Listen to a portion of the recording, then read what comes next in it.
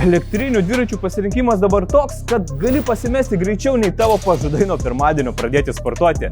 Bet jei pasirinksi šį dviratį, tu tikrai neprašausi. Čia yra Engve EP2 Pro ir jis turi viską, ko reikia elektriniam dviračiui. Čia yra 750 W variklis, tai reiškia, kad jis gerai traukia į kalną, stabiliai važiuoja mieste ar net prastesniu keliu. Jis turi didelę bateriją, su vienu įkrovimu gali nuvažiuoti iki 120 km ir čia jau nebe pasivažinėjimas, čia realiai mini tripas aplink pasaulį.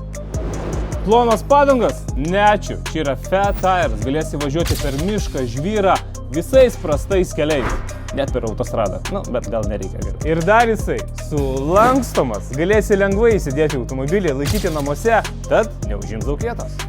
Prieky amortizatorius, diskiniai stabdžiai, tad važiuosi saugiai tiek mieste, tiek nelygių kelių. Dviračių pasirinkimas didelis, bet šitas turi viską, ko reikia kasdienai. Su juo yra tik viena problema.